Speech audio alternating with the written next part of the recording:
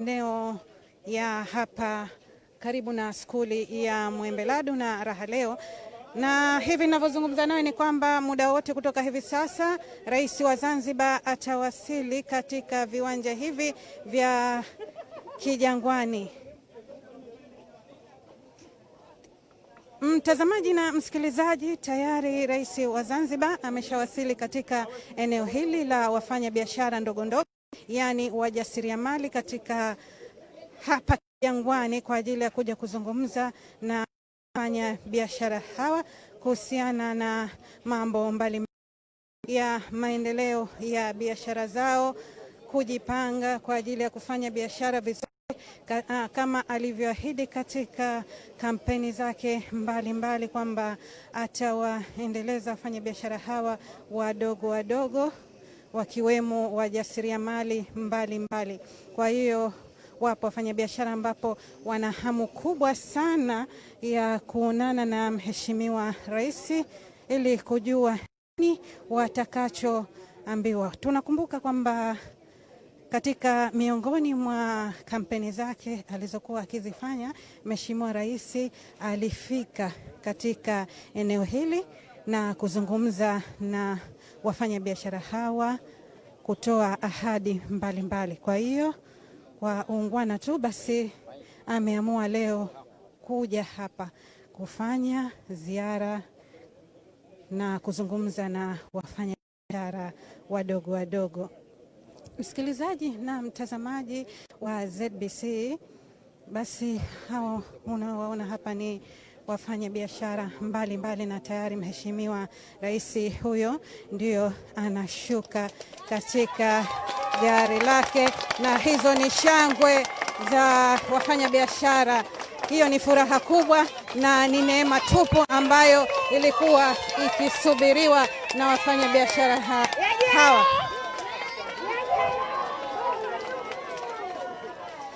Msikilizaji na mtazamaji wa ZBC, hizo ni sauti za shangwe na furaha na vigelegele kwa kuja hapa basi Mheshimiwa Rais wa Zanzibar kuja kuzungumza na wafanyabiashara waliopo katika eneo hili.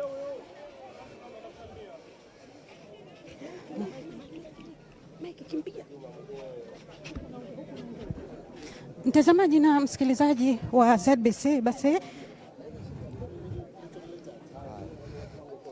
tutajua nini ambacho kimemleta Mheshimiwa Rais kuzungumza na wafanya biashara hawa katika eneo la Kijangwani. Msikilizaji na mtazamaji, hizo unazozisikia basi ni shangwe, furaha, vigeregere vya wafanya biashara hapa. Wana hamu kubwa ya kusikiliza kile ambacho itazungumzwa na Mheshimiwa Rais.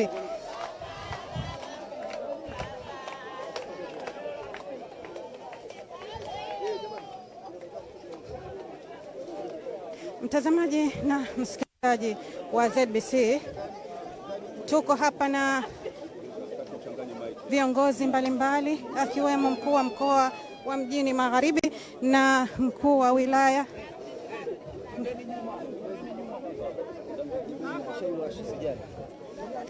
Na msikilizaji na mtazamaji, basi muda mfupi kutoka hivi sasa Rais atazungumza na wafanya biashara hawa leo katika eneo hili.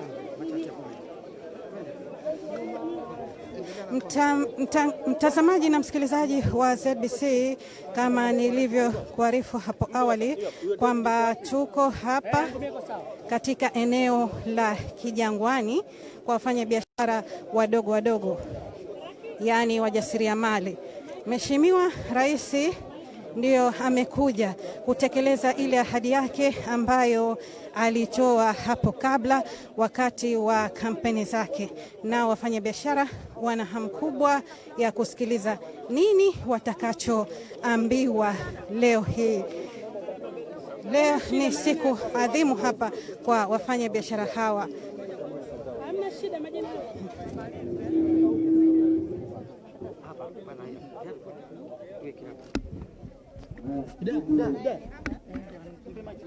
Kwa mkoa, ndugu viongozi mliopa na ndugu wananchi, mabibi, asalamu alaykum.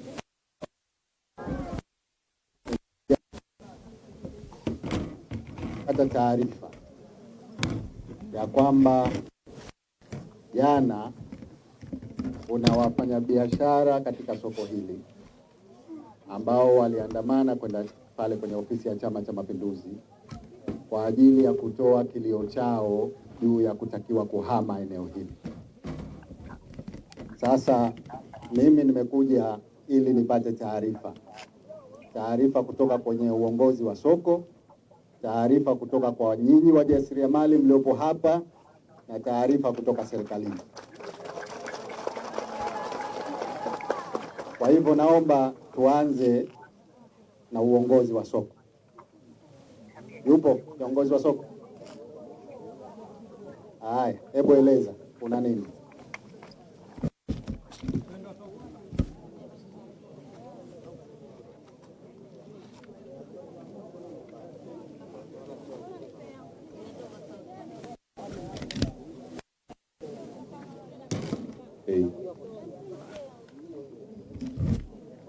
Assalamu alaikum mheshimiwa.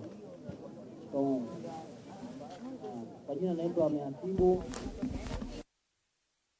manispaa mkuu wa soko la Kijangwani. Kwa kweli Mheshimiwa Rais, nilipata maagizo kwa Mheshimiwa mkuu wa mkoa mjini kwamba wafanya biashara wa soko la Kijangwani waondoke. Ilitakiwa siku moja, lakini walikaa wakajadili hapa na mkurugenzi wa baraza la manispaa akaombea siku 3 wawe tayari wameshaondoka. Kwa hiyo sikuwa na zaidi kwa sababu sikutakiwa lolote, nikaona nitii amri. Wafanya biashara nikawaita, nikawaeleza tunatakiwa sasa hivi tuanze kuondoka kwenye soko hili baada ya siku 3. Kwa hiyo mkurugenzi wa baraza la manispaa akaniita ofisini kwetu, akanieleza mpaka sasa hivi pamoja uje ofisini na wafanya biashara ambao viongozi wa hapa. Nikawatafuta, nikawapeleka ofisini, tukakaa kikao. Wafanya biashara wakatoa masikitiko yao kwamba kwa sasa hivi tulikoambiwa tuende Itimai, miundombinu mheshimiwa sio sahihi, na kule kwa hala hakuna biashara kwa sababu tulishaenda hao. Lakini tunacho kilio chetu, kama tumeondoshwa tunafanya biashara hatuna tatizo, lakini tunaomba tupeleke katika eneo ambalo litakuwa sahihi na utendaji, kwa sababu pale pana soko la Kwerekwe, alafu kule ni hakuna miundombinu yoyote. Tutaenda kufanya nini kwa soko la Kwerekwe alafu tukauze pale mbele ya duka? Kwa hiyo nikamwachia mkurugenzi, na mkurugenzi akasema hili ni la mkoa. Hivyo na tukitoka hapa tutaenda kufanya taratibu hizo, kutoa tangazo ni sahihi, na kweli tangazo lilitoka, wafanya biashara waondoke ndani ya siku 3. Hiyo ndio hivyo.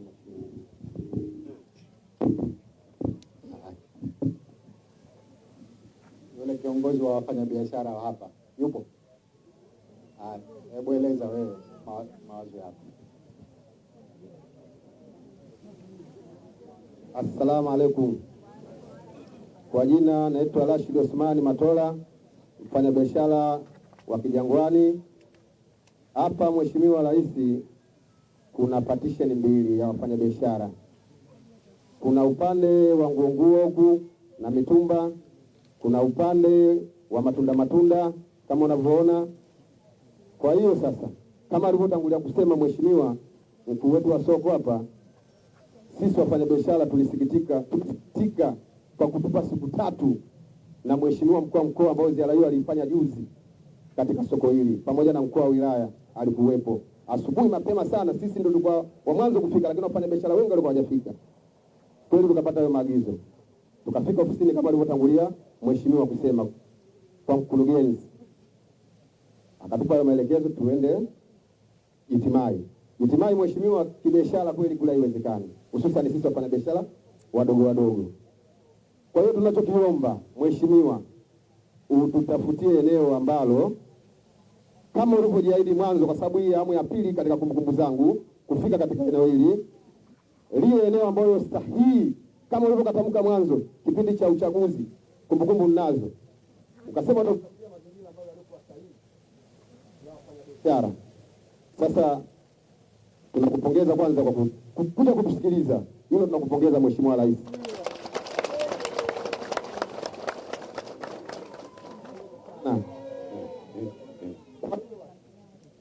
Kwa kuwa umefika hapa kutusikiliza sisi wanyonge wafanya biashara wadogo wadogo, kilio chetu tunakuomba ututafutie maeneo ambayo sio yale ya kitimai kama alivyotaka mkurugenzi, kama alivyotaka mkuu wa mkoa. Yale kwa wafanya biashara kwa kweli hatujakubaliana nayo, kwa sababu tushakwenda kule mwanzo biashara hamna. Yetu ni hayo.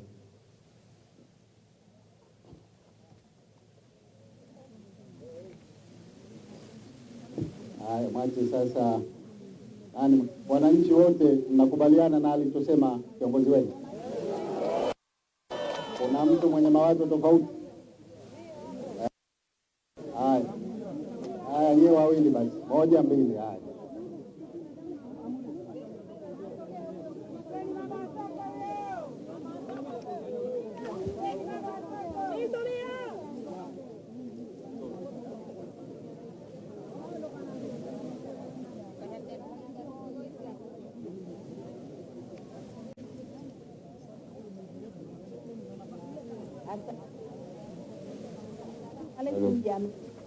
Mheshimiwa, kwa jina anaitwa Mariam Abdalla, ni mfanyabiashara wa mitumba Kijangwani. Siku ya Jumatatu kabla hatujafika sisi tukapata taarifa kwamba mkoa mfika. Tulipofika hapa tumekuta mkuu wa mkoa ashaondoka. Kaka tukaambiwa kwamba ametoa agizo siku 3 tuwe tushahama. Sie mkuu wa soko akatuita, akatuambia mkurugenzi wa manispaa anawaita saa 5 kamili ofisini kwake. Sie tukatoka hapa mpaka ofisini kwa mkurugenzi. Tukakaa kikao tukamsikiliza. Akasema hili ni agizo la serikali ya mkoa. Limetolewa kwamba nyie pale muame. Ilikuwa muame leo. Lakini inabidi mjiandae muame mwelekezi kuna. Kuanzia pale tukaanza kuzungumza.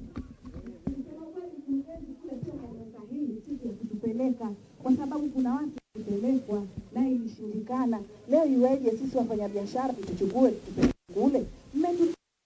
Mmetuweka Kijangwani, tumeridhia, tumekaa, leo mchukue, mtupeleke Jitimai. Hamuoni kama mnatuonea? Na hamuoni kama mnataka kutuua mitaji yetu? Tulipotoka mjini, tulipokuja hapa, mitaji imekufa. Leo tukatupeleke Jitimai, sawa na kwenda kutuangamiza. Akasema hilo ni agizo la serikali ya mkoa, halina kupinga. Milango iko wazi, mkienda kwa mkuu wa mkoa, mkienda kwa meya wa jiji, mkienda kwa mkuu wa wilaya. Sisi wafanyabiashara hatukurudi nyuma mheshimiwa. Tukatoka pale mpaka kwa mkuu wa mkoa. Tulipofika kwa mkuu wa mkoa, tukamkuta, tukamsikiliza, tukamwambia sisi tumekuja kwako, sisi ni watoto, wewe ni baba, tusikie hapo taarifa, lazima tuje kwako. Kwa hiyo tumekuja, tusikilize. Mkuu wa mkoa akatuambia kwamba nyinyi nafikiri maagizo haya hayajatoka sahihi, kwa sababu nilipanga muondoke kwa makundi, lakini nendeni kwa mkurugenzi wa jiji akawape taarifa. Kama itakuwa haijatosheleza, njoni. Tukatoka, hatukurejea na nyuma. Siku hiyo mpaka kwa mkurugenzi tunamkuta anatoka, lakini akarudi nyuma akatusikiliza kilichokwenda nacho. Tunashukuru, alhamdulillah, alitusikiliza. Kwa hilo nampongeza. Tukachuana kwa taarifa kwa hapa na pale, tukapingana vibaya sana kuhusu kwenda Jitimai. Mkurugenzi akasema hilo haliwezekani kwa sababu lishapangwa na mimi ndio nishaambiwa. Kwa hiyo na mimi sina uwezo wa kukusaidia. Tuchukulie mfano, wewe ndio uko kwenye kiti changu mimi, utatoa maamuzi gani? Basi tukachuana, labda tujitahidi kuboresha tu ile soko la Jitimai. Lakini sisi tukakubali shingo upande, lakini hatukulidhia. Tukaondoka zetu pale kwamba kwa kurudi tukamuomba pia, kutokana na muda tuliopewa siku 3 ni mdogo, tuongezewe siku. Umeona, akasema kesho njoeni mchukue jawabu. Sie tukaondoka tukarudi, lakini ukweli pia bado watu hawakulidhia. Wakaenda mpaka kwa makamu wa rais, Walipofika hawakuonana na makamu wa rais, wakakutana na katibu wa rais, wakamwelezea. Tulipoeleza tukaambiwa, katibu akatujibu, mie kabla ya nyie kuingia, mie nishazungumza na nani, na mkuu wa mkoa. Kwa hiyo rejeeni kwa mkuu wa mkoa kesho ili muende mkapate nini, jibu. Sisi jana pia tukaenda kwa mkurugenzi wa jiji ili kujua kwamba tumesongezewa siku ama vipi. Tulipofika kweli mkuu wa jiji akatuambia siku zimefanya nini, zimesogea, na akatupa taratibu walizoziandaa za kwenda Jitimai.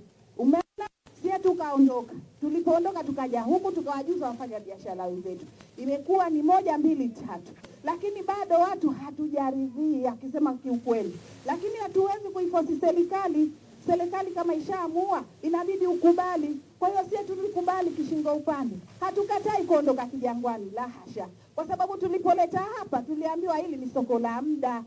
Kwa hiyo sasa tukisema soko la muda, kwa hiyo inabidi tuondoke tupewe kwenye soko lingine. Lakini mheshimiwa rais hapo mimi nataka kuuliza.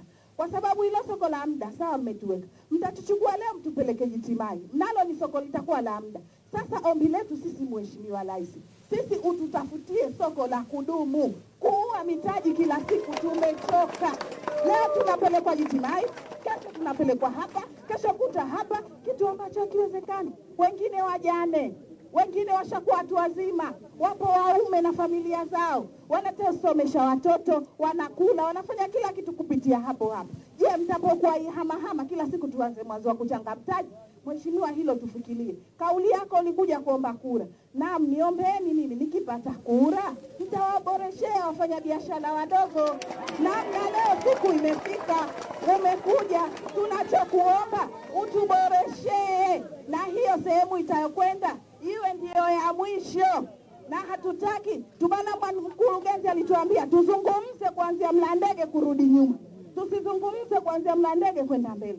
Sisi watu wa mjini, soko letu la mjini, tunaomba soko letu liendelee kubaki mjini. Hatuendi manispaa nyingine na halmashauri nyingine, magharibi ya mjini, ya mjini tu. Yangu ni hayo.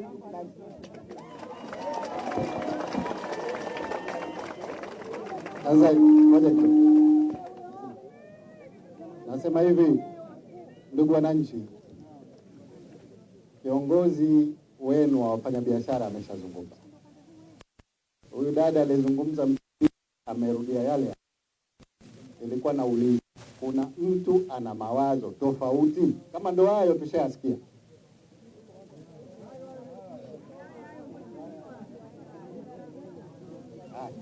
Kwa mwisho,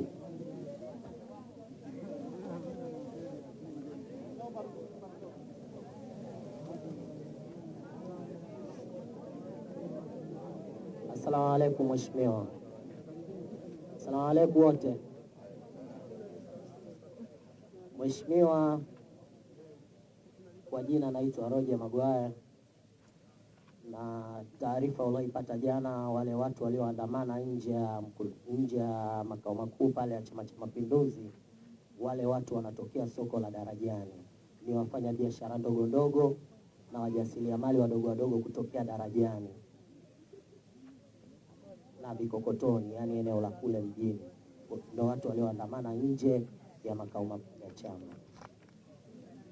Na chanzo cha kuandamana wale watu, juzi waliletewa taarifa kutoka kwa manispaa, wanatakiwa kuondoka kuelekea soko la Kwerekwe Jitimai, soko ambalo kwa kuangalia hata kibiashara sio rafiki sana na biashara ndogo ndogo, na ndio maana watu waligoma kabisa kuhama pale, na ndio maana wakaenda katika makao ya Chama cha Mapinduzi. Na mimi hapa na mimi ninayeongea hapa ni mwakilishi wao ambaye walinituma nikaenda kuongea na naibu katibu mkuu wa chama na katibu mkuu wa chama jana asubuhi. Sasa ombi la watu wa Darajani, wanaomba, kwa sababu sasa hivi soko bado halijatengenezwa, wanaomba wabakie pale pale bila usumbufu wa manispaa mpaka litakapopatikana soko sahihi. Tunaomba mheshimiwa, tubakie pale pale Darajani mpaka soko litakapopatikana la kudumu.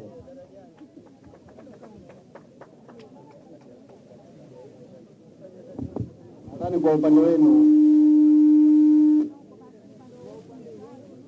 Kwa upande wenu tutakuwa tumeshasikia kilio chenu. Haya, sasa wacha tusikilize mkuu wa mkoa anasemaje.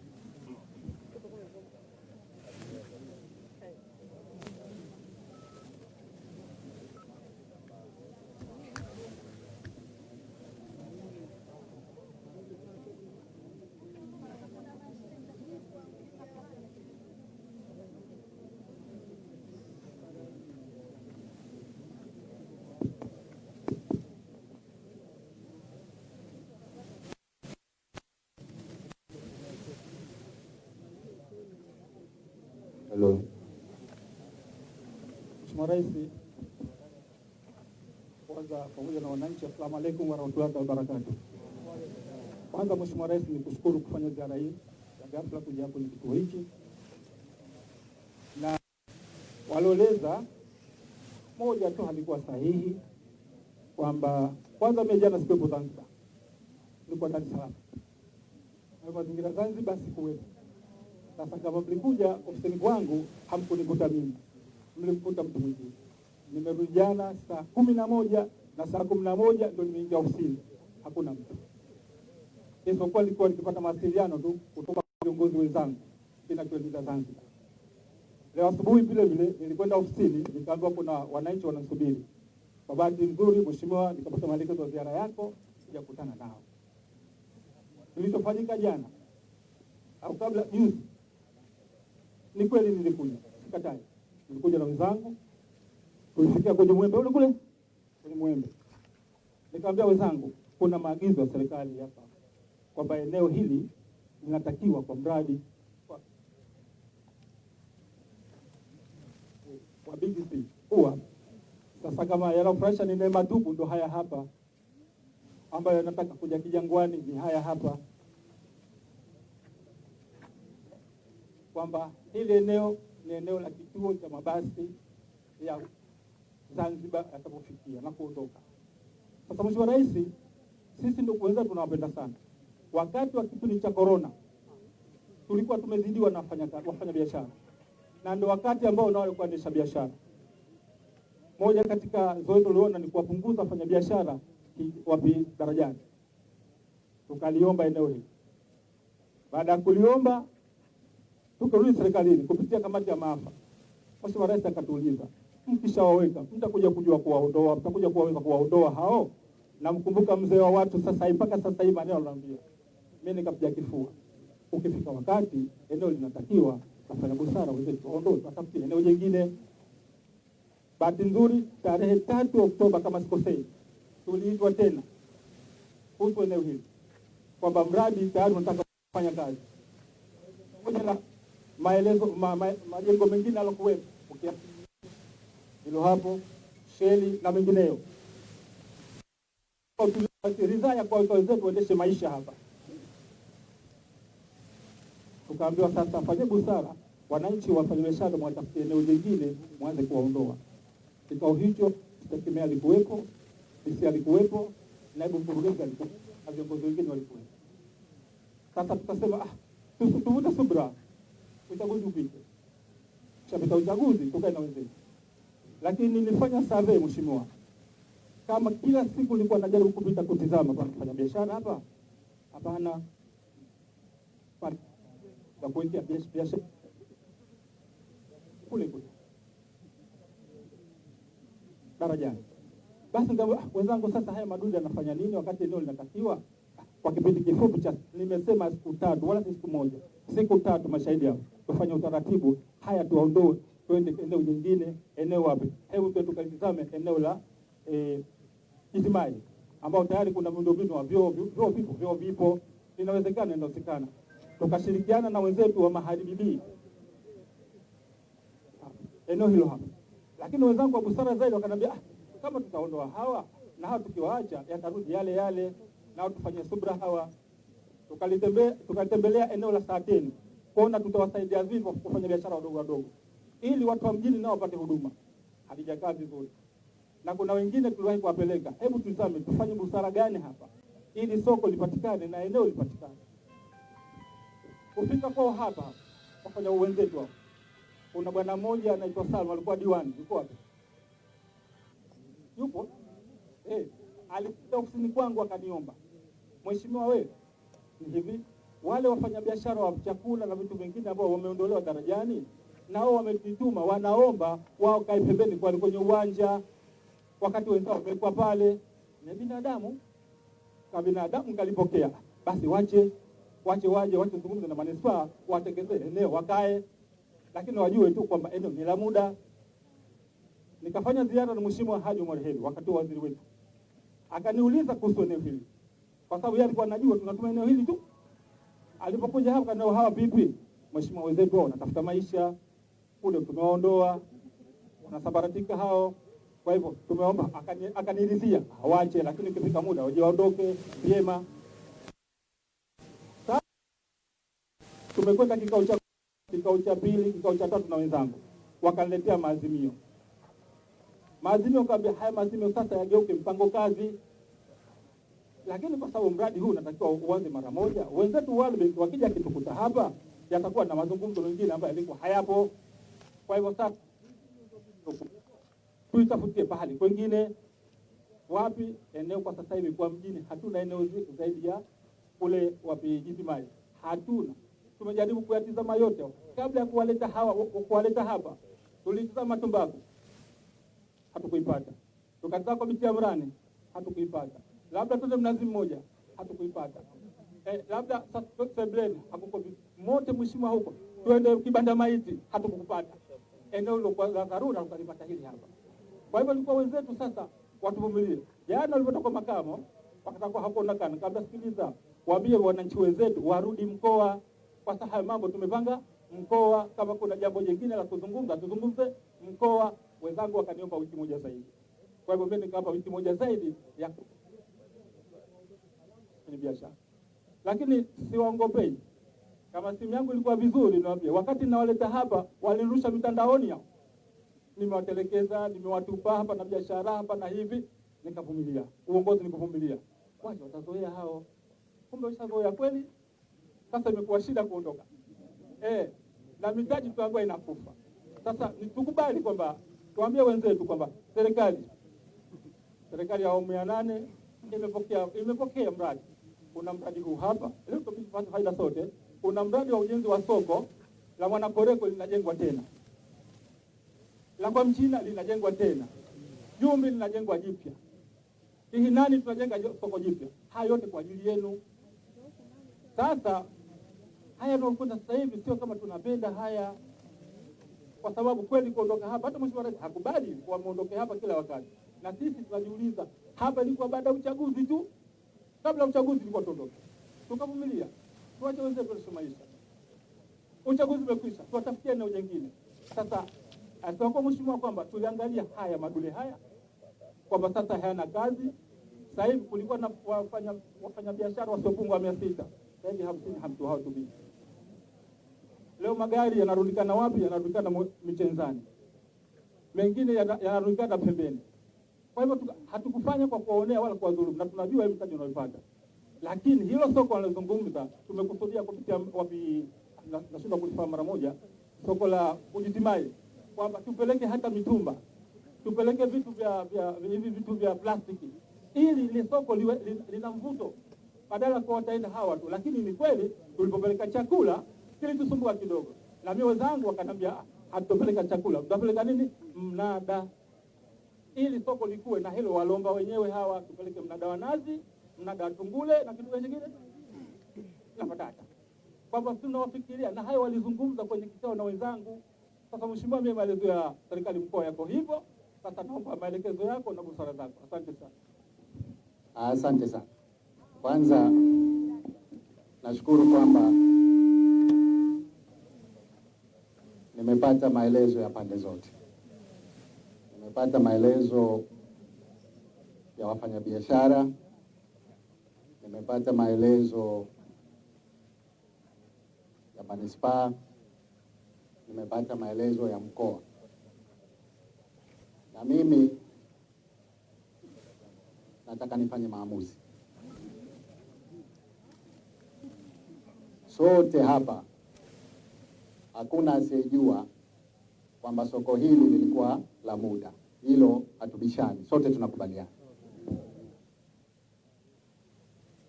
Na dada yangu aliyezungumza akasema tumechoka kuhamishwa, tunataka sehemu ya kudumu. Hiyo pia hatubishani. Sisi sote tungependa tuwe tuna sehemu ya kudumu, lakini sehemu ya kudumu haitakuwa tayari kesho, itachukua muda. Sasa maamuzi yangu, manispaa na mkoa mkatafute sehemu kwa kukubaliana na wafanyabiashara wenyewe, muweke miundombinu, na hayo maeneo ambayo nyinyi mmeyatafuta mkasema mmeyakosa, pitieni kwangu, tutayapata. Lakini katika kipindi hichi cha mpito, wakati tunatafuta soko mbadala la muda vile vile, kwa sababu la kudumu litachukua muda, wafanyabiashara wabaki walipo.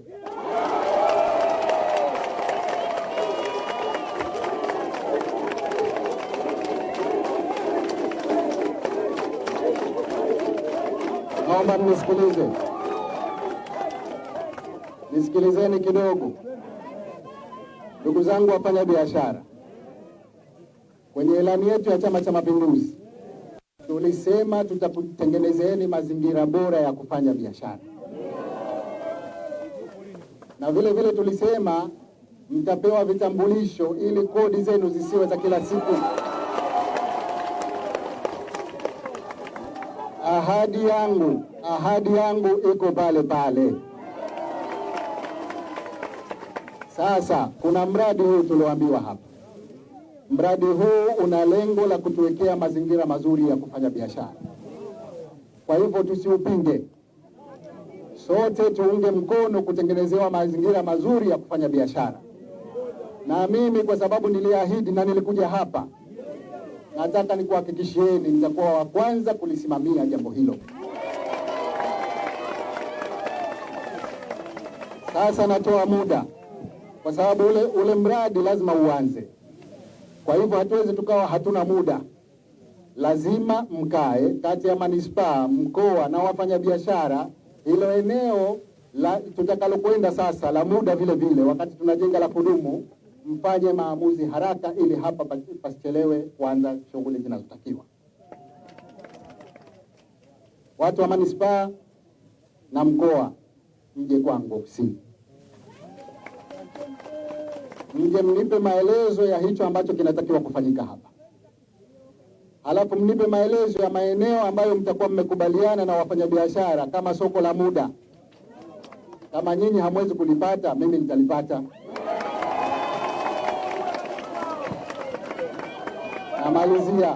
Namalizia ndugu zangu wafanyabiashara, mipango yetu ya kuifanya Zanzibar iwe safi. Tuna mipango ya kuifanya Zanzibar, kwa sababu Zanzibar ni nchi ya utalii, na nchi ya utalii lazima iwe safi. Kwa hivyo lazima tuwe tuna mipango ya kuupanga mji, lazima tuwe tuna mipango ya kuhakikisha mazingira ya kazi ni mazuri, lazima tuondoe uchafu kila sehemu. Kwa hivyo nyinyi na kuombeni mtupe ushirikiano. Tutayakamilisha haya, wala hakuna shaka yoyote. Nimeeleweka? Hakutokuwa na tatizo, mazungumzo yaanze mara moja kati ya niliowaelekeza. Katika muda mfupi ujao tupate soko lingine la muda, ili hapa tuanze shughuli ya soko la kudumu. Nimeambiwa kuna mradi huu, ndio maana nawaambia waje, nataka nijiridhishe. Mradi huu wapi utajengwa, fedha zitatoka wapi, utaanza lini, kwa sababu nataka kulisimamia mimi mwenyewe. Tumeelewana ndugu zangu? Maneno yamekwisha, fanyeni kazi, tuendelee na maisha. Asanteni.